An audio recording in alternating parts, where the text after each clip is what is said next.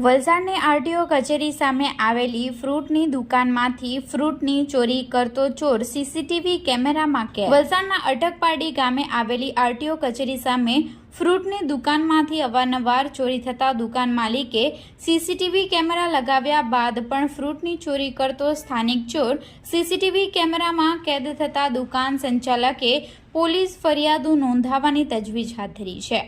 Valsad Dharampur road પર આવેલ અટકપાડી ગામે આરટીઓ કચેરીની સામે ગણપતભાઈ મોહનભાઈ સાલવી નામના દુકાનદારની ફ્રૂટની દુકાન આવેલ છે। ગણપતભાઈ સાલવી કેળા, સફરજન, તરબૂચ સહિતના ફ્રૂટો લાવીને વેચાણ કરી પોતાના અને તેના પરિવારનું ગુજરાન ચલાવે છે।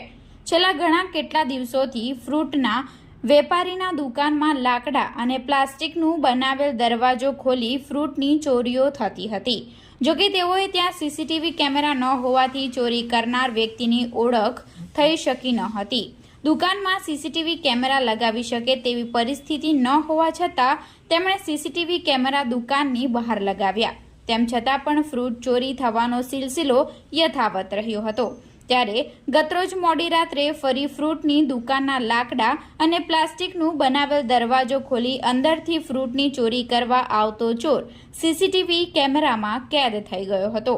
જોકે આ દુકાનમાંથી ચોરી કરનાર સ્થાનિક ઈસમ ચોરી કરતો સીસીટીવી કેમેરામાં કેદ થઈ જતા દુકાન સંચાલક ગણપતભાઈ મોહનભાઈ સાલવીએ વલસાડ પોલીસ મથકમાં ફરિયાદ નોંધવાની તજવીજ હાથ ધરી છે।